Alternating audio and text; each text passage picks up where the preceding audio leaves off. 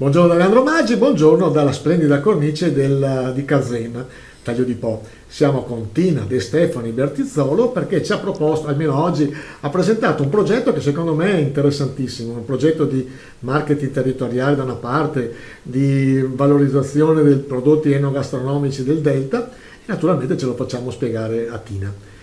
Cosa consiste questa bozza di progetto?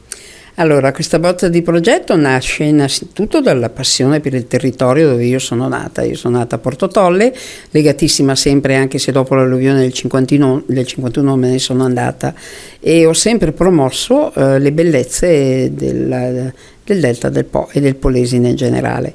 A un certo punto si scopre che però il Polesine è ricchissimo anche di prodotti di grande eccellenza e quindi l'idea è quella di unire alla promozione del turismo e quindi delle località turistiche piuttosto che di quelle di interesse culturale, unire anche i prodotti di questa terra magnifica. Ecco, con questo nostro incontro effettivamente sono venuti fuori all'inizio 10 prodotti, poi abbiamo moltiplicato per 20, poi praticamente sono quasi infiniti i prodotti del nostro territorio. La domanda è: perché non sono conosciuti al di là della conoscenza locale? Cioè, a livello, non dico neanche nazionale, ma dico veneto, pochi conoscono certe eccellenze del nostro territorio. Al di là delle cozze del Delta o dell'ostrica o forse dell'aglio di Villadose, il resto è più o meno sconosciuto.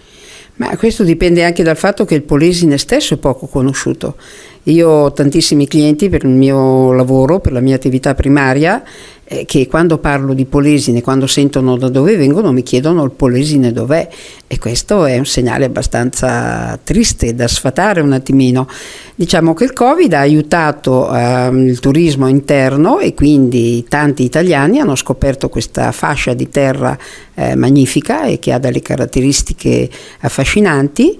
E quindi adesso c'è un movimento di tipo turistico anche in Polesine, mentre prima eravamo proprio più o meno noi emigrati in seguito alle famose alluvioni a ritornare a casa. Adesso no, adesso ci sono delle proposte, ma ci sono anche delle strutture di accoglienza turistica assolutamente affascinanti.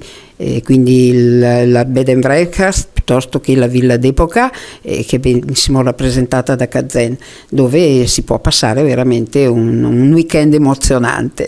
Ecco, tu conosci bene la realtà lombarda, hai premesso che sei partito dal Polesine nel 51 ed hai un'attività vicino a Milano.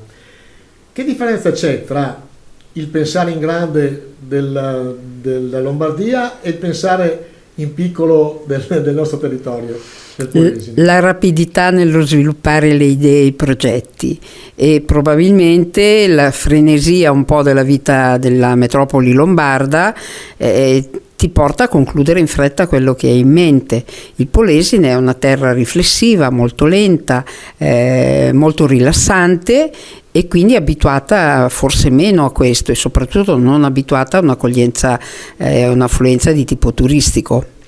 Ecco, tu è veramente da tantissimo che cerchi di promuovere le nostre caratteristiche. Ricordiamo che sei stata una delle protagoniste di Polesani nel mondo e non solo.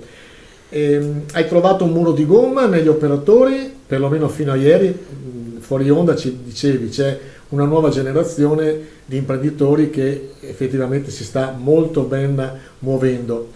Prima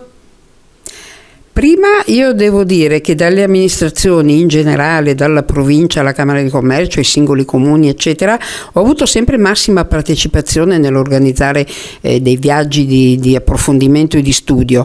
Per quanto riguarda lo sviluppo del turismo scolastico e anche per gruppi che avevano piacere di visitare questa zona.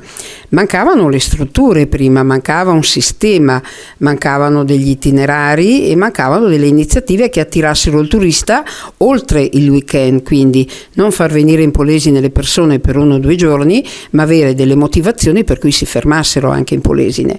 Adesso io vedo proprio invece una crescita a livello turistico di tanti giovani che credono in un futuro turistico e hanno le possibilità di esprimersi in maniera moderna, quindi con degli sport moderni, con la cultura, con le grandi mostre di Rovigo, con i grandi musei che noi abbiamo in Polesine, che sono ancora poco conosciuti, che meriterebbero veramente una maggiore conoscenza e diffusione a livello nazionale.